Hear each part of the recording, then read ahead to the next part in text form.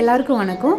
இன்றைக்கி நாம் சின்னவங்கலேருந்து பெரியவங்க வரைக்கும் எல்லாத்துக்குமே ரொம்ப பிடிச்ச ஸ்வீட்டான குண்டு குண்டு gulab jamun MTR instant powder use பண்ணி எப்படி கரெக்டான பக்குவத்தில் ஜூஸியான ஒரு குலோப் ஜாமுன் ரெடி பண்ணுறதுங்கிறத இன்றைக்கி நம்ம இந்த வீடியோவில் பார்க்க போகிறோம். நான் எம்டிஆர் ரெடிமிக்ஸ் பவுடர் யூஸ் பண்ணுறேன். நீங்கள் உங்களுக்கு எந்த இன்ஸ்டன்ட் பவுடர் வேணாலும் யூஸ் பண்ணிக்கலாம். பை ஒன் கெட் ஒன் ஃப்ரீயில் வாங்கின பவுடர் இது. இன்றைக்கி நம்ம ஒரு பேக்கெட் மட்டும் எடுத்துக்கலாம். ஒரு பேக்கெட்டில் 175 கிராம் பவுடர் இருக்குது. பவுடரை அகலமான பவுலில் கொட்டிக்கோங்க. ஒரு ஸ்பூன் நெய் சேர்த்துக்கலாம். கொஞ்சம் பால் சேர்த்துக்கலாம். தண்ணிக்கு பதிலாக பால் சேர்த்து பிசைஞ்சுக்கோங்க. அப்போ தான் குலோப் ஜாமுன் நல்லா சாஃப்டாக இருக்கும். சப்பாத்தி மாவுக்கு பிசைகிற மாதிரி தான் பிசையணும், ஆனால் ரொம்ப சாஃப்டாக விரல்களாலேயே பிசைஞ்சு கொடுக்கணும். இதே மாதிரியே மெதுவாக பிசைஞ்சு எடுத்துக்கோங்க. பால் சூடாக இருக்கக்கூடாது, காய வச்சு ஆறின பாலாக இருக்கணும். இன்னும் கொஞ்சம் கொஞ்சம் பால் ஊற்றி பிசைஞ்சு எடுத்துக்கலாம்.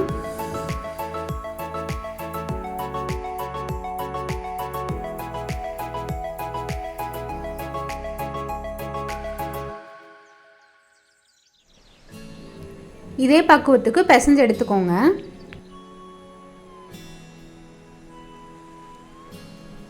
மாவு பிசைஞ்சு எடுத்தாச்சு. கொஞ்ச நேரம் மூடி வச்சிடலாம், ஊறட்டும். இந்த கேப்பில் நாம் குலாப் ஜாமுனுக்கு தேவையான சர்க்கரை பாகு ரெடி பண்ணலாம். நீங்கள் எந்த இன்ஸ்டன்ட் மிக்ஸ் பேக்கெட் யூஸ் பண்ணுறீங்களோ அந்த பேக்கெட்டுக்கு பின்னாடி சர்க்கரை பாகு உண்டான சர்க்கரையோட அளவும் தண்ணியோட அளவுமே போட்டிருப்பாங்க. அதையே நீங்கள் ஃபாலோ பண்ணிக்கோங்க. ஃப்ளேவருக்காக 3 ஏலக்காவை தட்டி போட்டுக்கோங்க. 200 கிராம் பவுடருக்கு 1/2 கிலோ சர்க்கரையும் 1/2 லிட்டர் தண்ணி ஊற்றணும். இது பொதுவான சர்க்கரை பாகுவோட அளவு. மாவு நல்லா ஊறிடுச்சு. இனி நாம் குலோப் ஜாமுன் உருண்டைகளை உருட்ட ஆரம்பிச்சிடலாம்.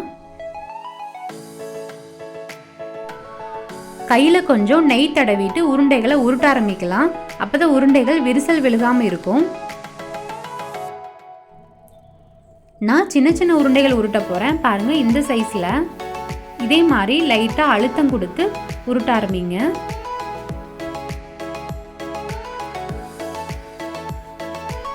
பாருங்கள், நெய் ஊற்றி உருட்டவும் எங்கேயுமே விரிசல் விழுகலை, முழு உருண்டையாக கிடச்சிருக்கு. இதே மாதிரி எல்லா உருண்டைகளையுமே நெய் தடவி உருட்டி எடுத்துக்கோங்க.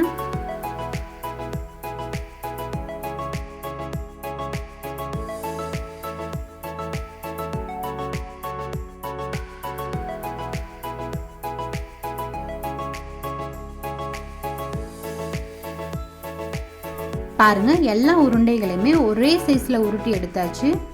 எனக்கு 57 உருண்டைகள் கிடச்சிருக்கு. அடுத்து இந்த உருண்டைகளை பொரிச்செடுக்கிறதுக்காக ஒரு பேனில் ஆயில் ஊற்றிக்கலாம். எண்ணெய் சூடானதும் உருட்டி வச்சிருந்த உருண்டைகளை ஒன்று பின்னாடி ஒன்று போட ஆரம்பிக்கலாம். வாசனை இல்லாத எண்ணெயாக யூஸ் பண்ணிக்கோங்க. நான் சன்ஃப்ளவர் ஆயில் யூஸ் பண்ணியிருக்கேன். எண்ணெய் ரொம்ப சூடாக இருக்கக்கூடாது, லைட்டாக சூடாக இருக்கும் போதே உருண்டைகளை போட்டுருங்க. அதே சமயம் உருண்டைகளை போட்டதுமே நம்ம கரண்டி வச்சு கிளறக்கூடாது, உருண்டைகள் வெடிக்க ஆரம்பிச்சிடும். இந்த கலர் வந்ததும் நாம் உருண்டைகளை எடுத்து தனியாக ஒரு பிளேட்டில் போட்டு ஒரு 1 நிமிஷம் வச்சுருங்க. கொஞ்சம் ஆறுனதும் நம்ம ஜீராவில் போட்டுக்கலாம். இந்த கேப்பில் நாம் அடுத்த உருண்டைகளையும் ஆயிலில் போட்டுக்கலாம். உருண்டைகளை போட்டதுமே நாம் கிளறக்கூடாது. ஒரு 1 நிமிஷத்தில் இந்த மாதிரி அதுவாக உருண்டைகள் மேலே எழுப்பி வரும். அப்புறமா தான் நாம் லைட்டாக கிண்டி கொடுக்கணும்.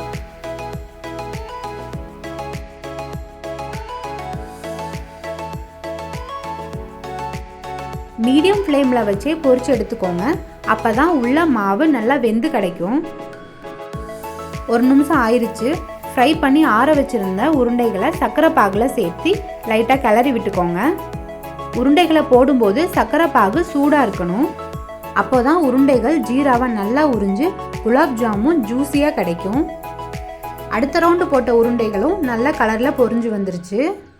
பாருங்கள், எங்கேயுமே விரிசல் விழுகலை, சூப்பராக பொரிஞ்சு வந்துருச்சு. 1 நிமிஷம் தனியாக வேறு பிளேட்டில் வச்சுக்கலாம். லைட்டாக ஆறட்டும், அப்புறமா ஜீராவில் சேர்த்திக்கலாம். 1 நிமிஷம் ஆயிடுச்சு. இந்த உருண்டைகளையும் ஜீராவில் சேர்த்து லைட்டாக கிளறி விட்டுக்கலாம். இதே மாதிரி எல்லா உருண்டைகளையுமே எண்ணெயில் பொரிச்சு எடுத்து 1 நிமிஷம் ஆற வச்சுட்டு ஜீரால சேர்த்திக்கோங்க. அவ்வளோதான், எல்லா உருண்டைகளையுமே பொரிச்செடுத்து ஜீரால சேர்த்தியாச்சு. 20 நிமிஷம் ஊற விடுங்க. நல்லா ஊறினதும் பரிமாறிக்கலாம். குலோப் ஜாமுனை கையில் எடுத்து அமுக்கி பார்க்கும்போதே பார்த்தீங்களா எவ்வளோ சாஃப்டாக இருக்குன்னு.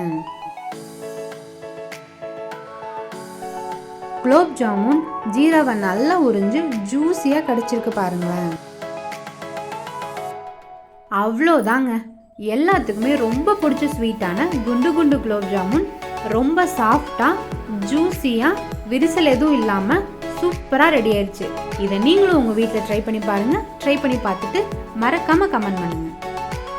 எங்கள் வீடியோ பிடிச்சிருந்துச்சுன்னா எங்கள் சேனலுக்கு லைக் பண்ணுங்கள், சப்ஸ்கிரைப் பண்ணுங்கள், மறக்காமல் உங்கள் ஃப்ரெண்ட்ஸ்க்கு ஷேர் பண்ணுங்கள்.